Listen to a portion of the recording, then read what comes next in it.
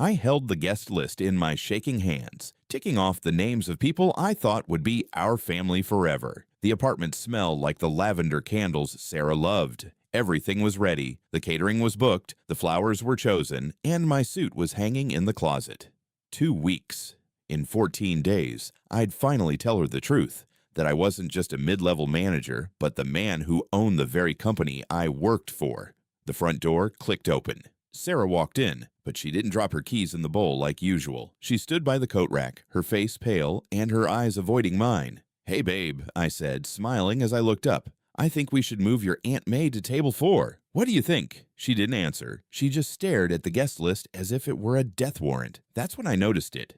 Her left hand was bare. The diamond ring, the one I'd carefully chosen to look modest but high quality, was gone. "Sarah, where's your ring?" I asked, my heart dropping into my stomach. She took a deep breath and finally looked at me. "Leo, we need to talk. I can't do this." "Can't do what?" "Table 4. It's fine. We can move her back." "No," she snapped, her voice cracking. "I can't do the wedding. I can't do us. Not right now." I stood up slowly, the paper fluttering to the floor. "What are you talking about? Everything is ready. Is this cold feet? It's normal to be nervous, Sarah." "It's not nerves, Leo. It's clarity," she said, crossing her arms. "I woke up this morning and looked at our life. This apartment, your 9-to-5 job, the budget we keep for groceries. I feel suffocated. I'm 26 years old. And I feel like I'm already retired. I need to find myself." "Find yourself," I repeated, the words feeling like lead in my mouth. "We were going to find our future together. If it's about the money, I told you things will get better. I have savings. It's not just about the money." She lied, her eyes darting away. "It's the lifestyle. I need to breathe. I booked a flight. I'm going to Bali tomorrow." "Bali? For how long?" "I don't know. A month, maybe 3. I need to find my soul, Leo. I need to be around people who dream bigger than a promotion and a pension plan." I stepped toward her, reaching for her hand. "Then let me go with you. I have vacation time saved up.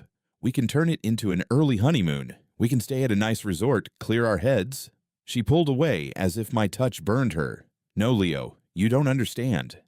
You wouldn't even know how to act in the places I want to go. You'd be worried about the cost of the taxi or the price of the dinner. I need luxury. I need the world. I need to be with people who actually belong there." The sting of her words was sharper than any physical blow. She thought I was stagnant. She thought I was a cage keeping her from a gold-plated world. "So that's it?" I asked, my voice barely a whisper. 2 years of building a life, and you're walking out because you want a more expensive view? "Leo, you're a good man, but you're just stagnant," she said, her voice turning cold and distant. "I need more than a 9-to-5 life. I need the world. I need to know what it's like to live without looking at a price tag." "You're making a mistake, Sarah," I said, my grief beginning to harden into something colder. "The only mistake was thinking I could settle for a simple life," she replied. She picked up her suitcase, which she had apparently already packed, and left by the door. "I'll mail you the ring when I'm settled. Don't wait up for me." She walked out, and the silence she left behind was deafening. I looked at the guest list on the floor. All the deposits, the plans, the dreams, gone. But as the tears dried, a new thought took hold. She wanted a world without price tags? She wanted luxury? I picked up my phone and dialed a number I hadn't called in months. "Marcus," I said when he picked up, "cancel the wedding leave. I'm heading to the Bali resort tomorrow. Prepare the owner's suite." And Marcus, if a woman named Sarah tries to book a room, make sure she gets exactly what she deserves. I didn't need to find myself. I already knew exactly who I was. And soon, Sarah would find out too. The humid, salt-kissed air of Bali hit me the moment I stepped off the private jet. A fleet of black SUVs waited on the tarmac, their engines humming. I didn't feel like a man on vacation. I felt like a king returning to a kingdom he had neglected for too long. "Welcome back, Leo," Marcus said, stepping forward to take my briefcase. He was the only person in this hemisphere who knew my face. To everyone else, I was the invisible ghost behind the azure crest brand. "It's good to see you, Marcus," I replied, sliding into the back of the lead vehicle. "How is the resort looking?" "Flawless, as always, but I suspect you aren't here for the quarterly audit." Marcus caught my eye in the rearview mirror. I saw the cancellation notice for the wedding. "I'm sorry. Don't be, I said, looking out at the palm trees blurring past. I'm here to see what finding yourself looks like when someone else is paying for the view. When we arrived at the Azure Crest, the staff bowed in perfect unison. I bypassed the lobby, taking the private elevator to my glass-walled office that overlooked the entire bay. Marcus followed me in and immediately pulled up the guest manifest on a large tablet. "Sir, she just checked in," Marcus said, his voice dropping to a professional whisper. "Shall I prepare the bill or the eviction notice?" "Neither. Not yet. Let her get comfortable first," I said, leaning over his shoulder. "Which room?" "The presidential suite. It was booked under a different name, though, a Mr. Julian Vane." My heart hammered against my ribs. "Julian Vane? The real estate heir?" "The self-proclaimed one," Marcus corrected. "His credit history is colorful." "And who else is with her?" "Her friend Chloe, the influencer. She's already posted 40 stories today.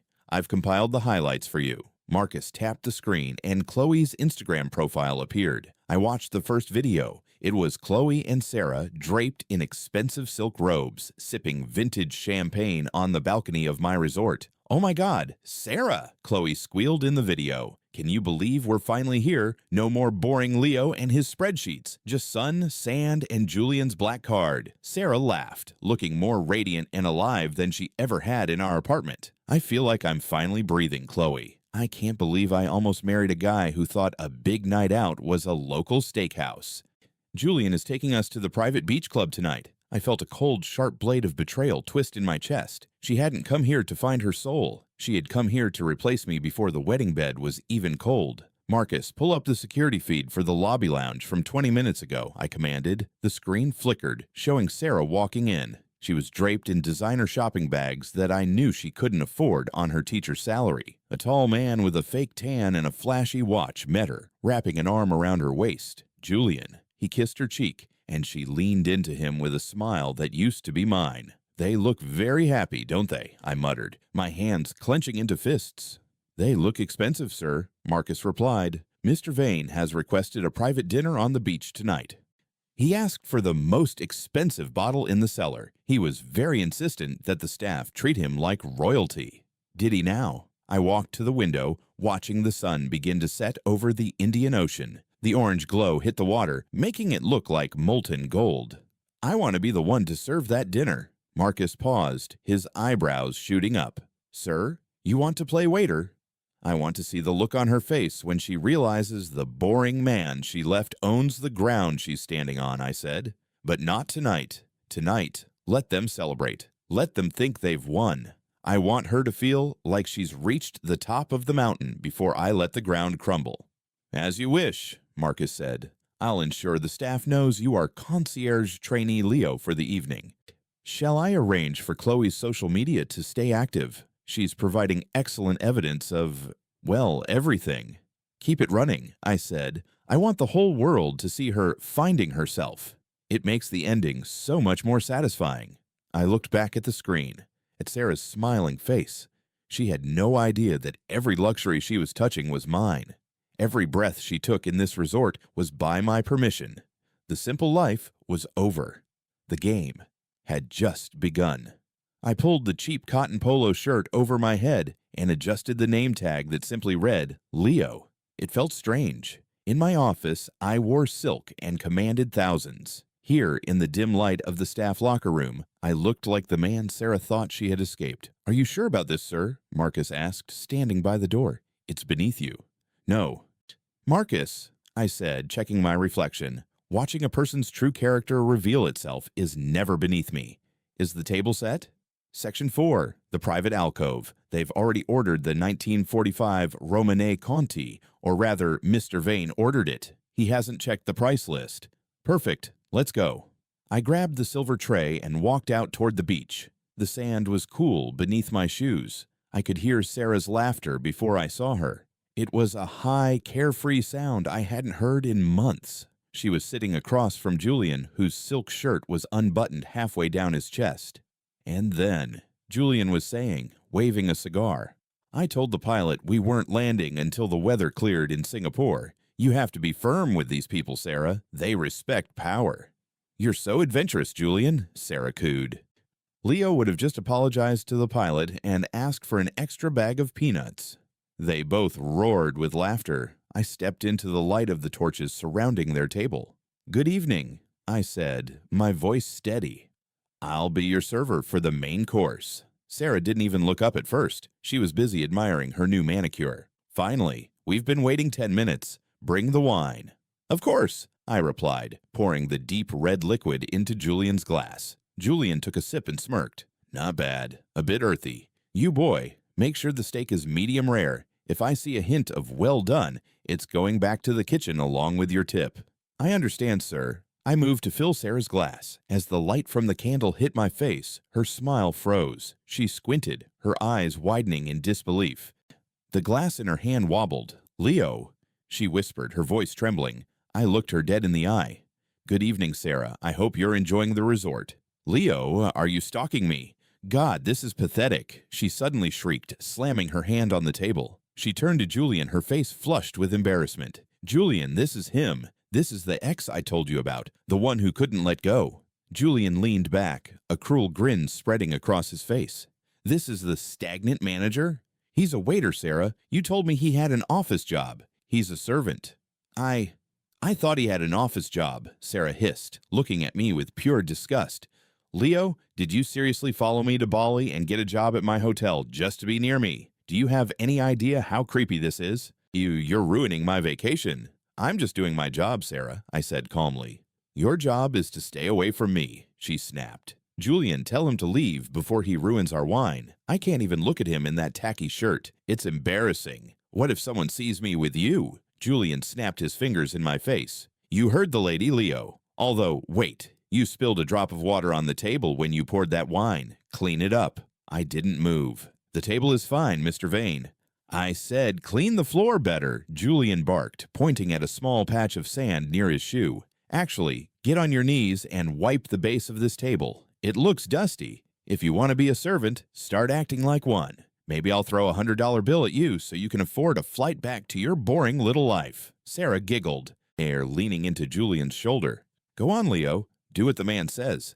Maybe if you work hard enough, you can buy a soul of your own instead of trying to steal mine." I looked at the woman I had almost spent my life with. There was no regret in her eyes. There was no finding herself. There was only the thrill of feeling superior to a man she thought was beneath her. "Is that what you want, Sarah?" I asked. "You want me to stay in this role?" "I want you to realize that we are in different worlds now," she said, waving her hand at the luxury surrounding her. "Look at this place. You don't belong here. You're just the help. Now get us some fresh bread and stay out of our sight." "As you wish," I said, bowing slightly. "Enjoy the wine, Julian. It's quite expensive. I'd hate for it to go to waste when the bill arrives." I walked away into the shadows, the insults of Julian and the sharp laughter of Sarah following me. My heart wasn't breaking anymore. It was turning to ice. "Marcus," I said into my earpiece as soon as I was out of range. "Yes, sir." "Run the full check on Julian Vane's credit and call the local police. I think it's time we discuss the stolen watch he's wearing on his wrist. Let's see how much Sarah loves him when the luxury disappears."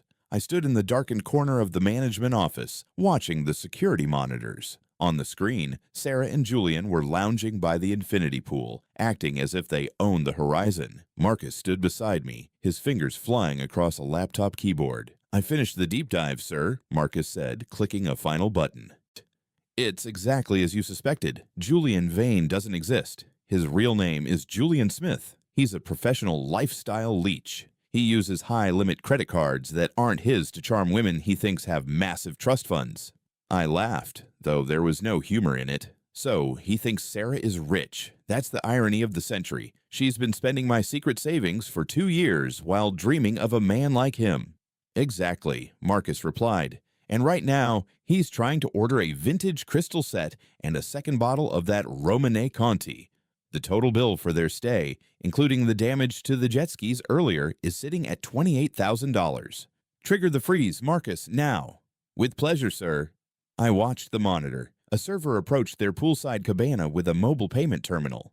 Julian reached for his gold card with a flourish, barely looking up from Sarah's face. He swiped it. The server shook his head. Julian tried again, his brow furrowing. "What seems to be the problem?" I heard Julian's voice through the remote mic. "I'm sorry, Mr. Vane. The transaction was declined," the server said politely. Sarah leaned forward, her voice high-pitched. "Declined? That's impossible. Julian, did you forget to call your bank about the international travel?" "Of course not. Try it again." "This machine is a piece of junk," Julian snapped. He pulled out a second card. Declined. A third. Declined. "Julian, what is going on?"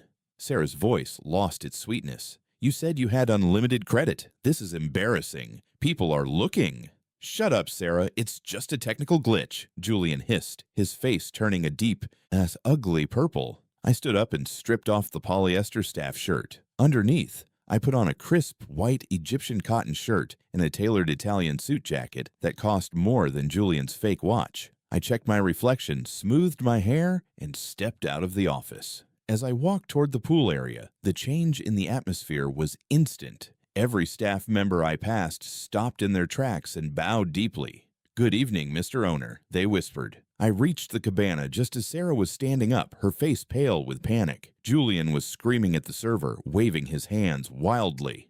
"I demand to see the manager. This is an insult to my family name," Julian yelled. "Is there a problem with the payment, Julian?" I asked, stepping into the light. Or should I say, "Mr. Smith, the man with 3 outstanding fraud cases in 3 different countries." Sarah froze. She looked at my suit, then at the bowing staff, then back at my face. "Leo, what are you wearing? Why is everyone bowing to you?"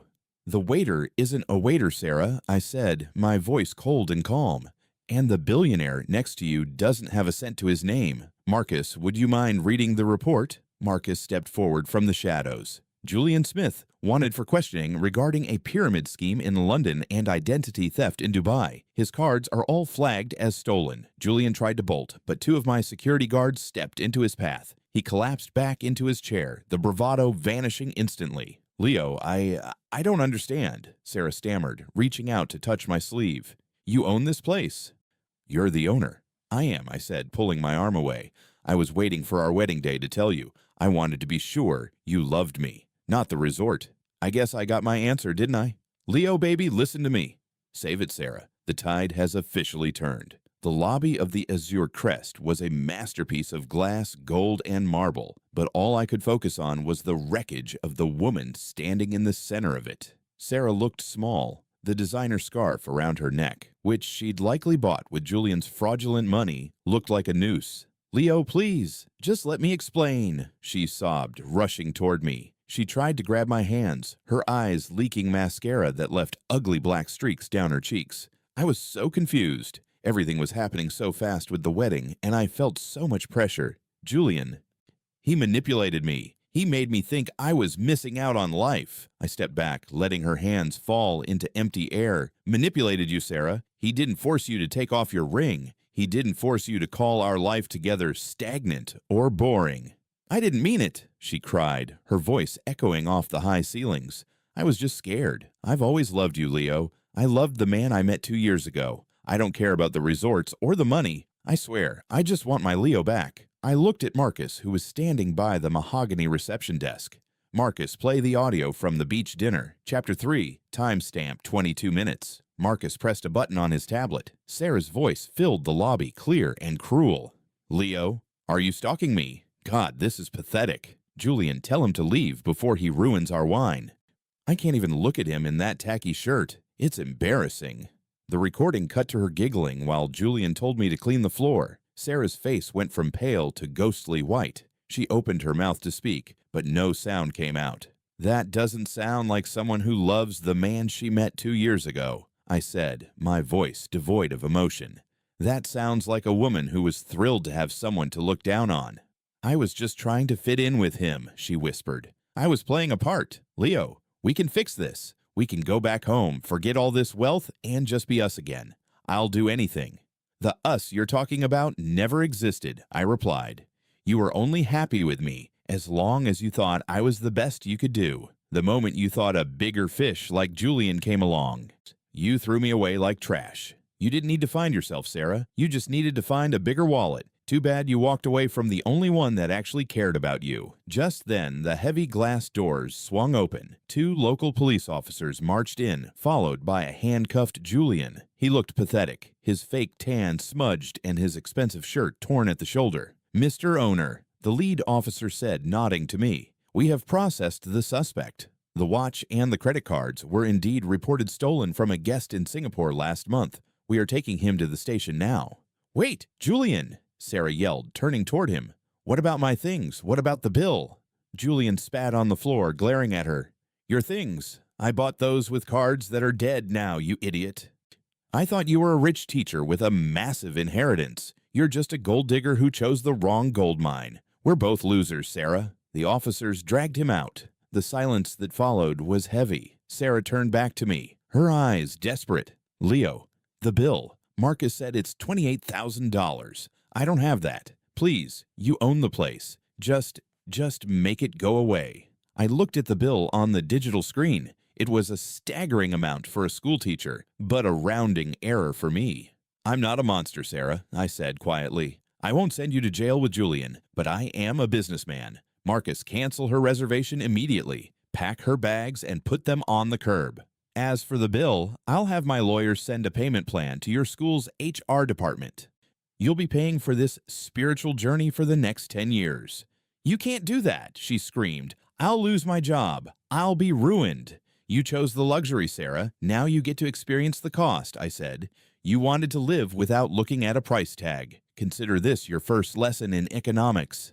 "Leo, please! Where am I supposed to go? I don't have a flight back until next week." "There's a hostel 3 miles down the road. I hear the rooms are $10 a night. It's a very simple life. I think you'll hate it." I turned my back on her. I didn't want to watch the security guards escort her out. I didn't want to hear her pleas or her eventual curses. As I walked toward the private elevator, I heard the doors hiss shut behind her. She was gone. Marcus caught up to me as the elevator doors opened. "Sir? Would you like me to book you a flight back to the city? We have the merger meetings on Monday." I stepped into the elevator and looked at my reflection in the polished chrome. I didn't see a stagnant manager. I didn't see a heartbroken fiancé.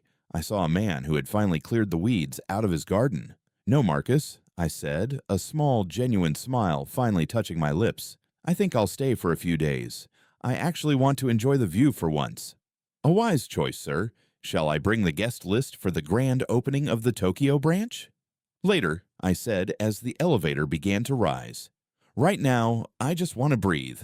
The doors opened to my penthouse suite. I walked out onto the balcony and looked at the ocean. The sun had fully set, and the stars were beginning to pierce the purple sky. For 2 years, I had hidden who I was, afraid that my money would attract the wrong person. I was right to be afraid, but I was wrong to stay hidden. Losing Sarah wasn't a tragedy. It wasn't a failure. It was the most successful transaction of my life. I had paid $28,000 to find out that I deserved much more than a woman who only loved me when it was convenient. I poured myself a glass of water, simple, clear, and cold. I was no longer a secret. I was no longer an option. I was free.